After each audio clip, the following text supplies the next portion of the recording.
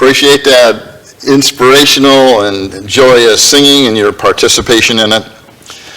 This morning, we're going to be talking about not congregational finance, but individual finance. There's hundreds and hundreds and hundreds of things in the Bible on that. We're going to cover every one. No. What happened about 2 months ago, we dealt with the principle of prosperity. That is, not just finance, but we're talking about spiritual and physical, emotional, attitudinal, domestic, your interpersonal, in all kinds of relations, how we can be a blessing to others. Why preach on this lesson this morning? Because it was requested by a member of the congregation. He said, "Will you talk about that?" I said, "Absolutely."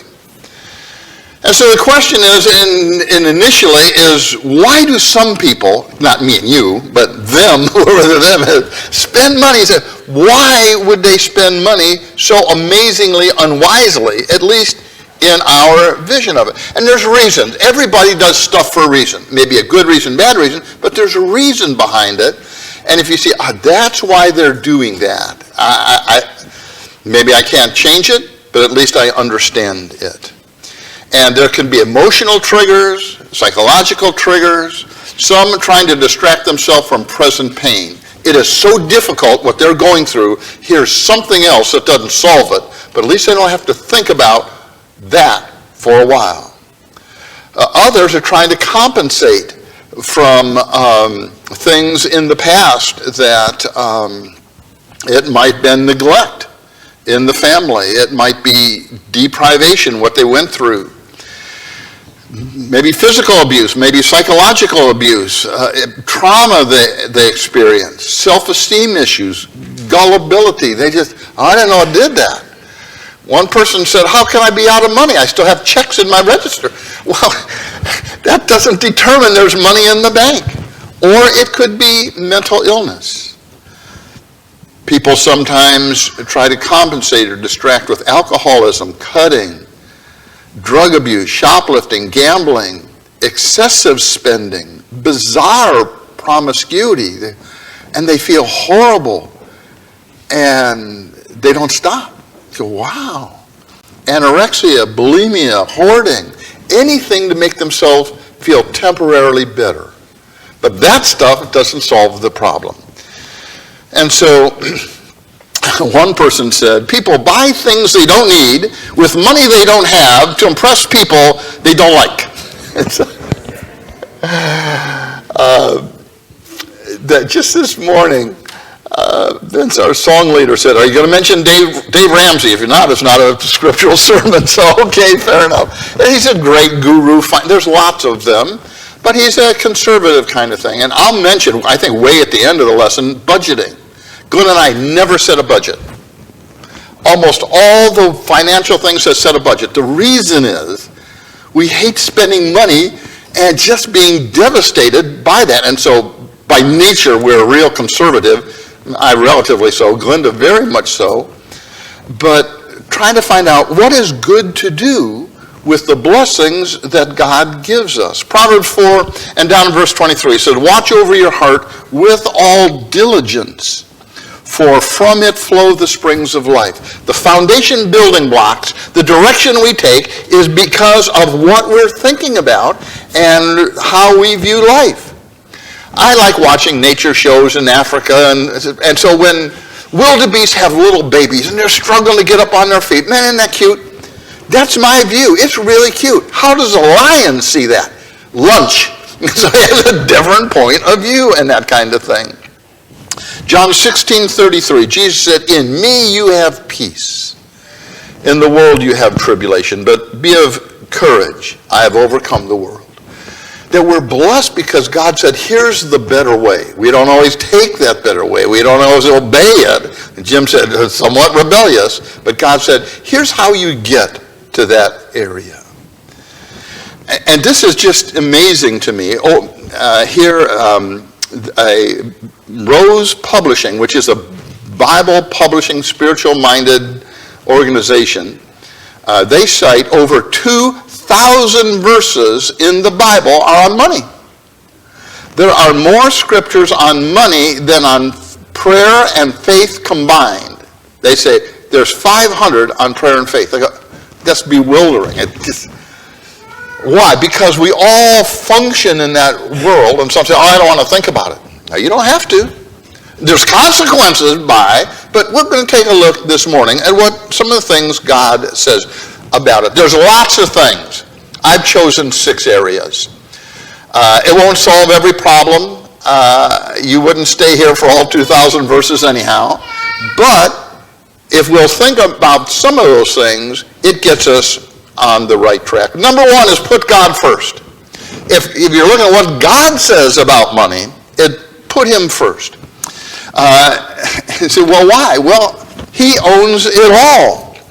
If you got your Bibles and you'd like to turn over with me to the book of Psalms, and in chapter 50, and down in verse 10, he says, for every beast of the forest is mine, all the cattle on 1,000 hills.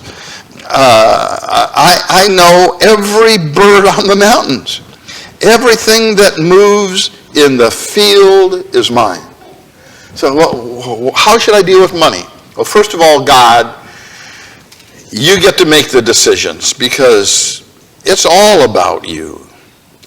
And he owns us, not only all the stuff. In 1 Corinthians and in chapter 6 and down in verse 9, here's where Paul is talking to the Corinthians, and he tells them to have this point of view.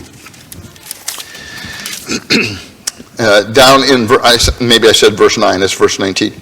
And he says, do you not know that your body is the temple of the Holy Spirit which is in you, whom you have from God, and that you are not your own? When I came across that early in my Christian life, I said, well, God, you got all my stuff, you got all my money. Now you're saying you got me. That put it to a different level. I didn't know how to handle that. But he said, that's really true. He said, I own you.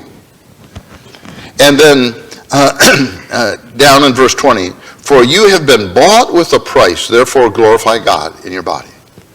So as I start out, I said, first of all, God owns me. God owns everything that I have. Had a car one time, a lovely old, I think a 66 Mustang, and on the dash, I just put a note to me, the Lord's car. God, it's a nice little car, but that you get to make the decisions.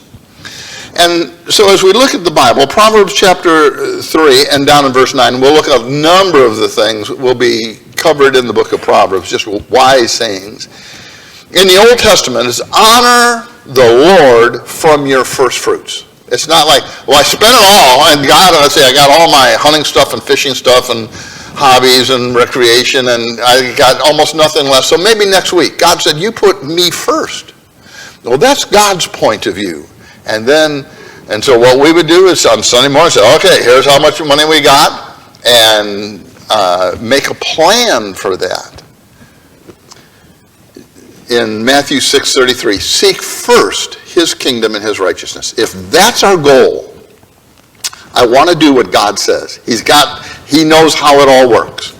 And I'm going to put that first in my mind. So number 1 is put God first in your finances. Once you've made that decision, everything else has an order. I've chosen 6, and that's the first. The second one, how about this? Live below your means. That's what all the advertising says, right?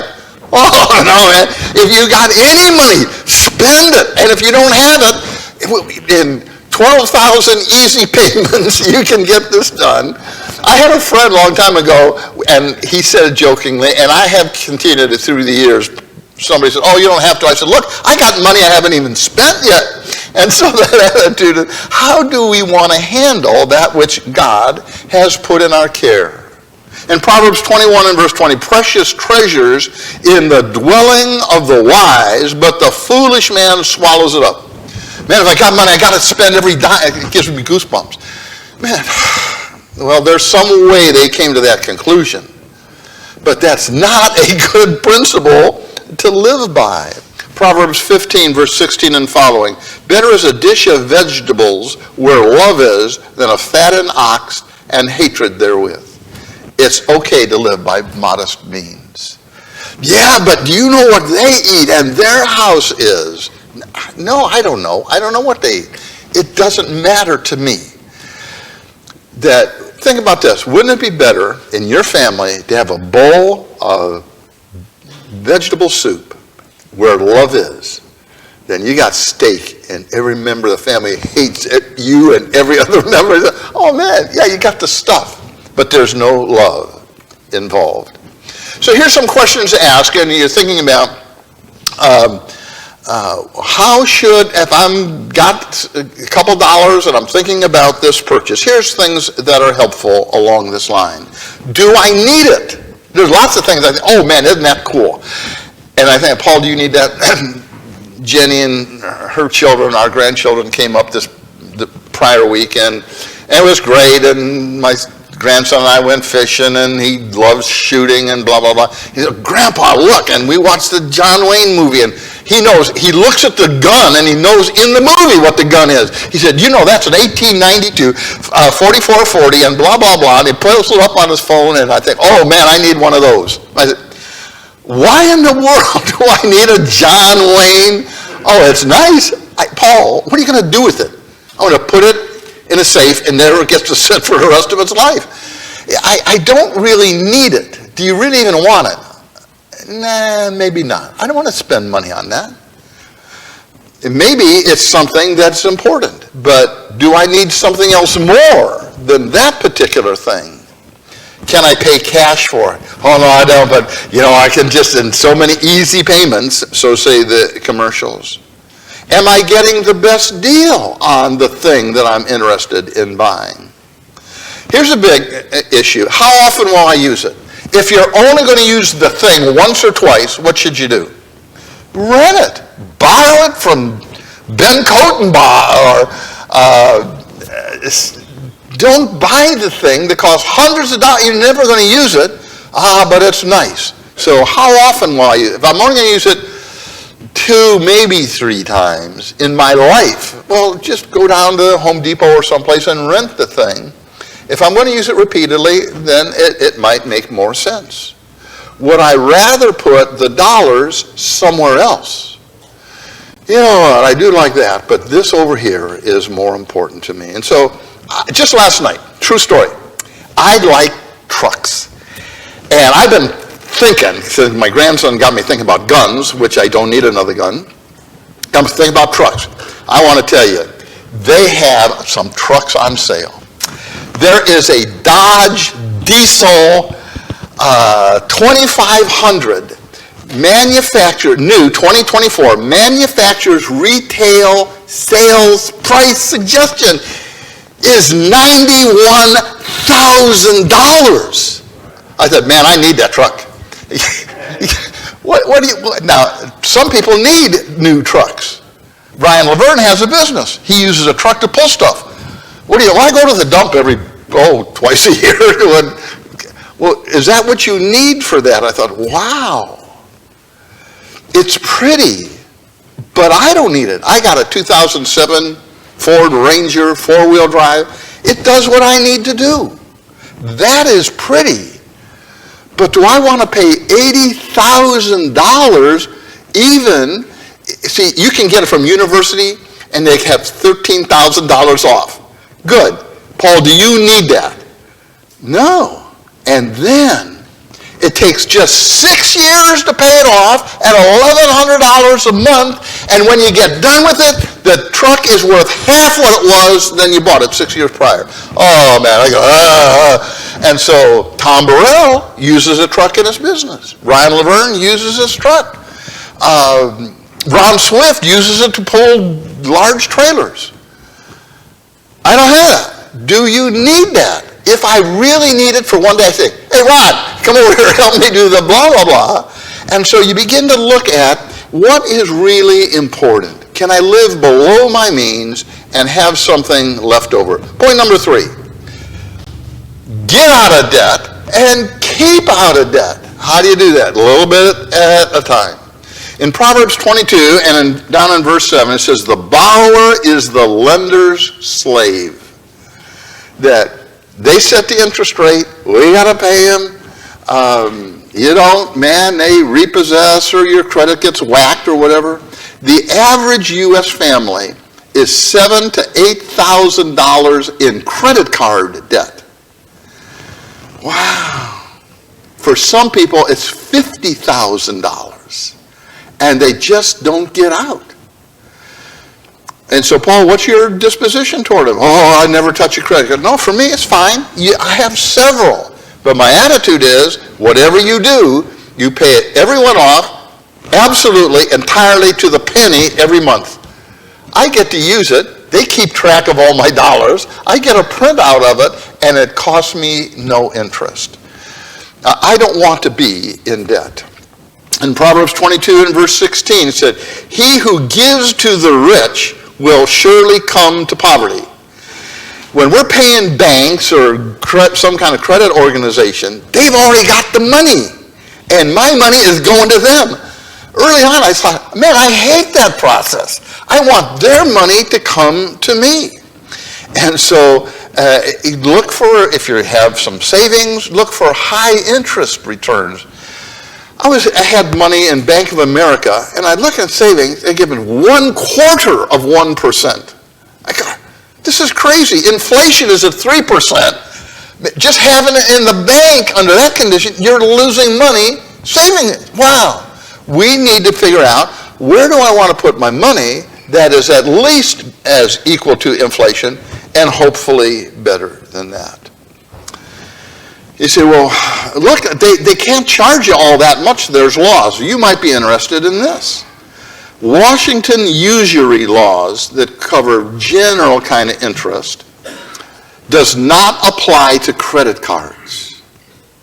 American Express, Capital One charged 29.99%. Why don't they say 30? Well, that sounds like a lot. See, it's only 29.99 and 1/10 of. Well, that's crazy. Discover is 28.4% interest. Bank of America on something that's 19 up to 29%. There's no limit. Well, how come they stop there? Because the competitors are stopping there, and they're trying to not look too bad so you don't switch to somebody else. They're the rich ones.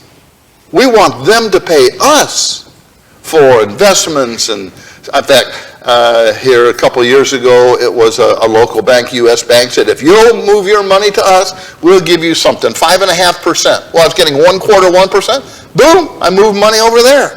And that was good for 2 years, and then they did not enough. I said, what happened? They said, well, that was the end of the promotional. Good, I'll move my money someplace else. I want the banks to pay me, not me to pay the banks.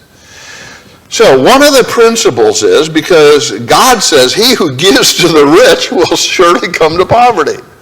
Avoid paying interest on depreciating items.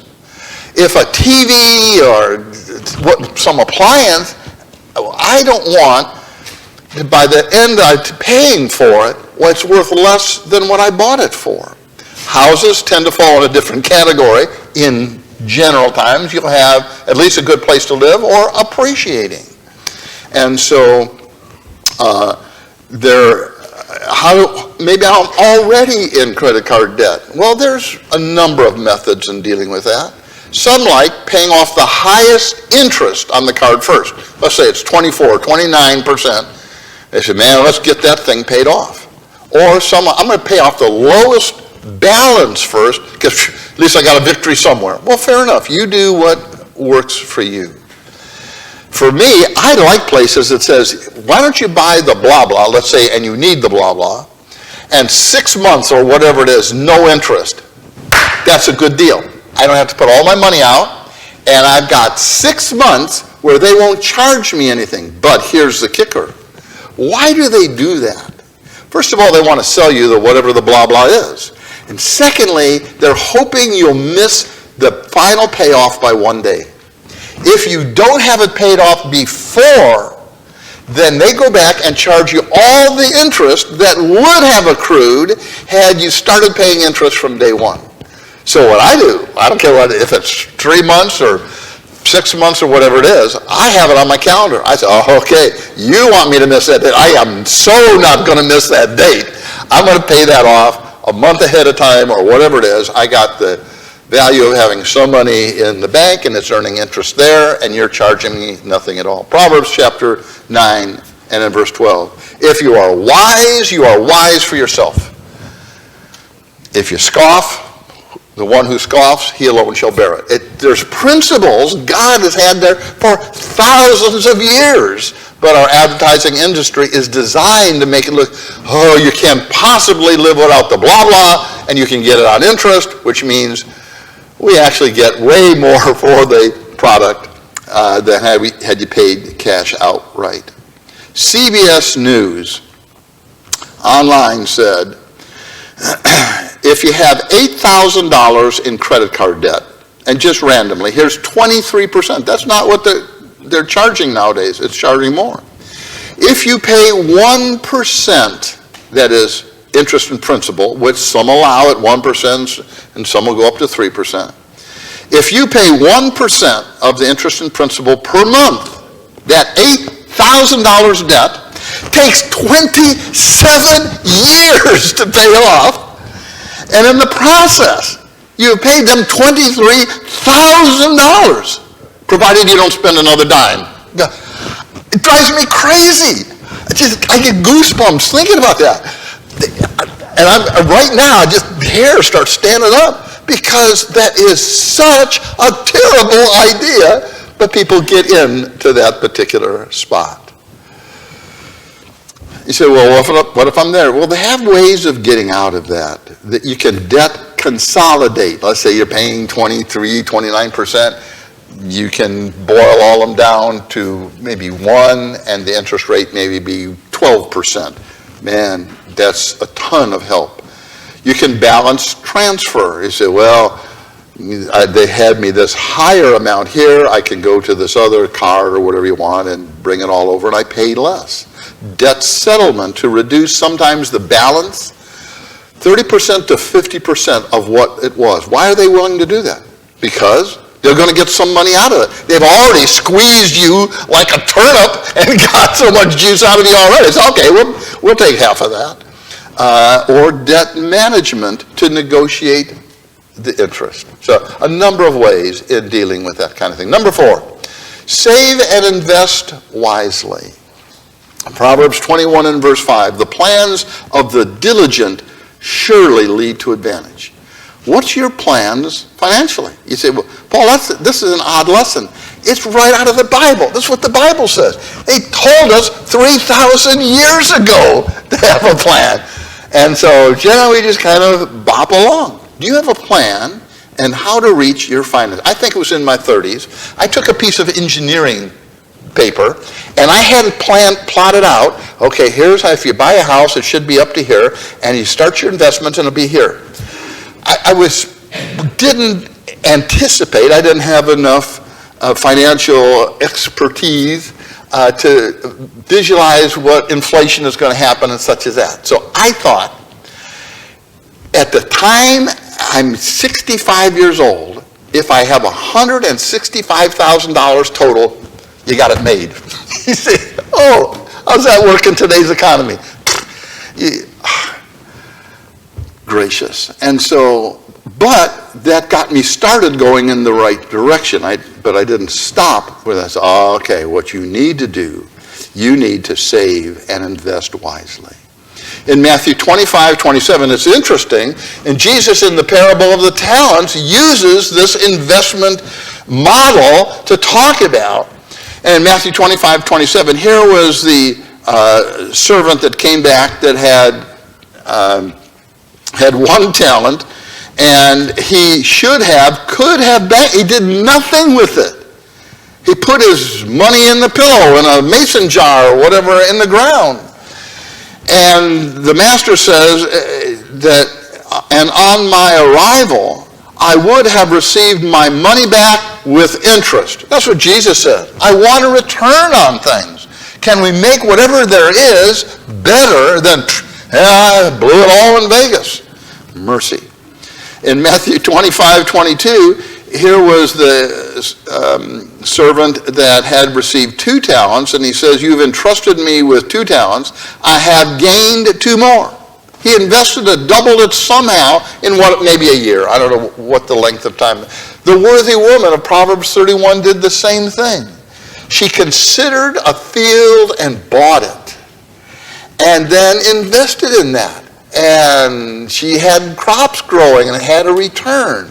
That kind of thing is a scriptural principle to use what you have in a wise way. In Proverbs 21 and verse 20, New International Version says, in the house of the wise are stores of choice food and oil.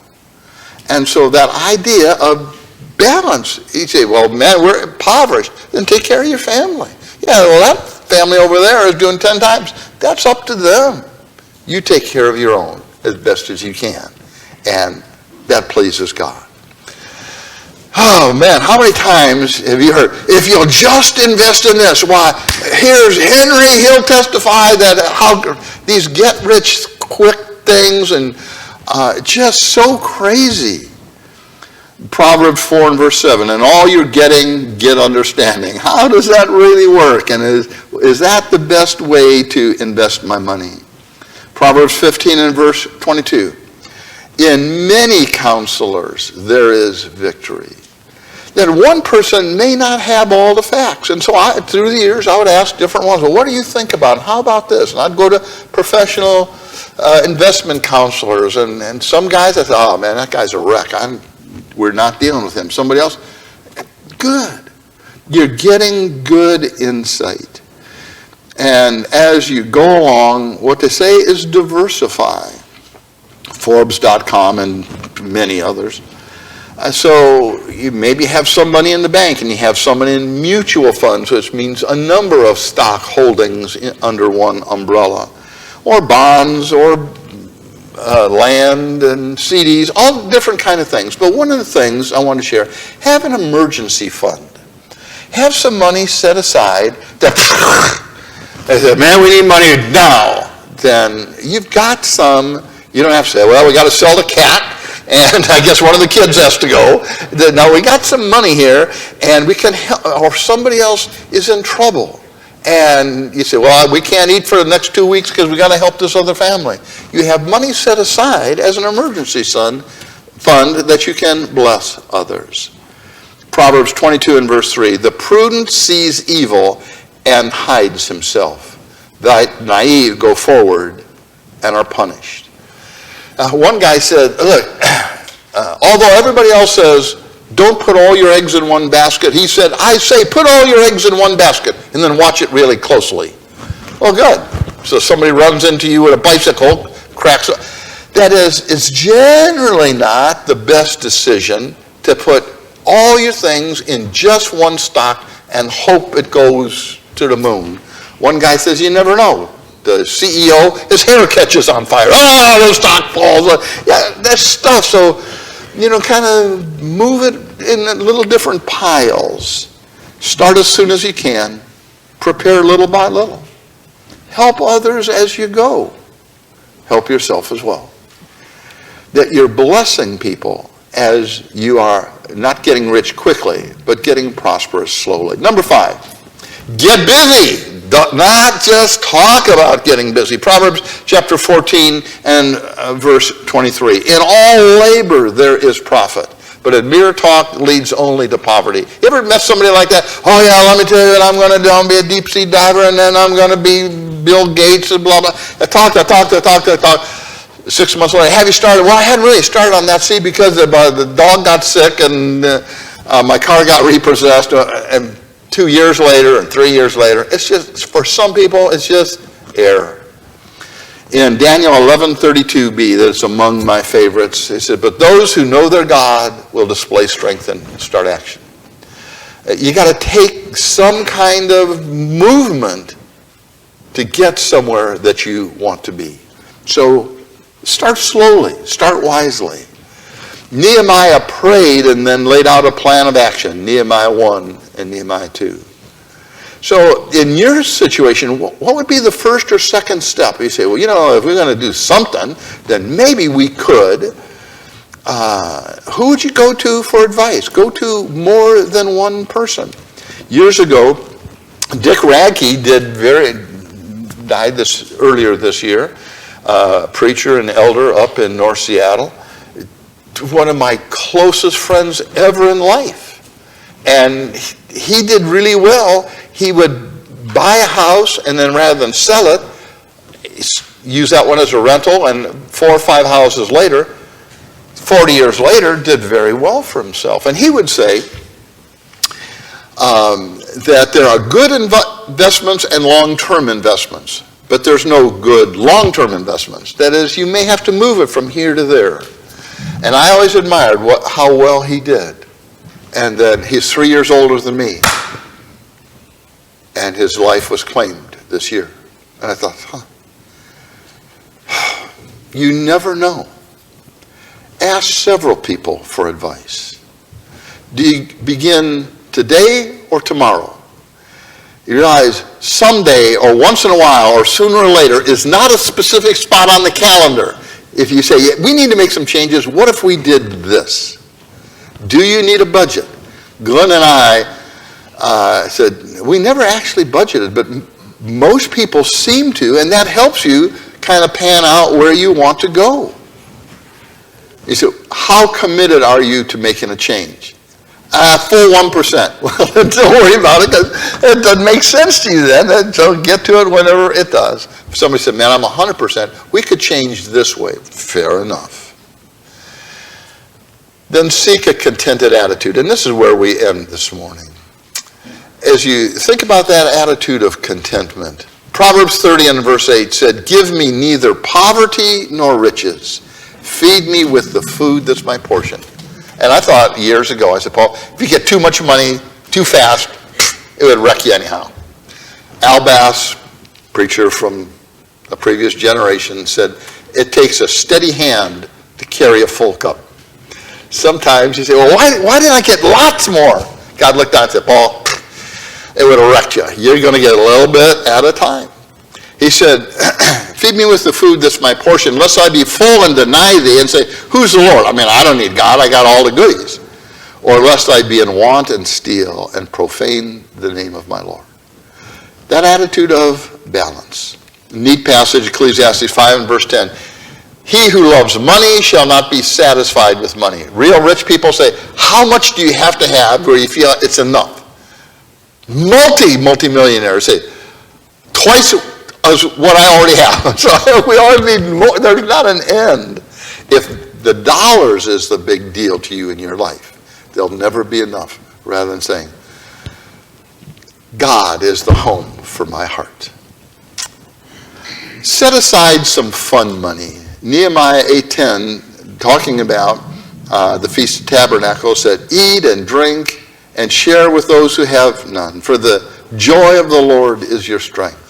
I have a smaller little fund set aside just for fun. If we say, hey, let's go to the ocean. Or, oh, man, look, here's Hebert and Julia. They need some money. We got a little extra we can help them out with. And so there's an emergency fund. There's a fun money fund. When I was in college, back in the day it was called Florida Christian College, and one professor said, give 10%, save 10%, spend the rest with thanksgiving and joy. So there's a balance in that whole thing that I like. Hebrews 13 and verse 5 said, be content with what you have, for he himself has said, I will never desert you, nor will I ever forsake you. And that's a quote from Deuteronomy 31, 6 and following. So I thought about this. Just this week I was thinking about, Paul, let's just say this is the last day of my life. And as you die, what happens with the stuff? What happens with my 4-wheel drive truck? The answer is, I don't care what happens with my I care about it now because it's useful. It got me to church this morning. It works. It's really reliable. But I don't really care what happens afterward. Sell it, use it. Yeah, but what about your tools? Man, because of your background and your training, and the answer is, I don't care about my tools. Use them, sell them, give them away. What about furniture? Man, do you know I have furniture from my parents, and I have things from my grandparents. Personally, I don't care what you do with the furniture. There's one thing that's important, Matthew chapter 16, verse 26 said, what will a man give in exchange for his soul? The only thing that's really important is God, us, and other people. The other stuff is just stuff. When we were down in Texas, Beaumont, and doing the home restoration for people that were hit by Hurricane Harvey, I'd mentioned this before, but it's so impressive to me. One of the elders, maybe it was Max Dawson, a preacher, took me over to one of their members that had been hit 3 times and wiped out 3 times. He's about 60, contractor. It took his house, all his trucks, everything.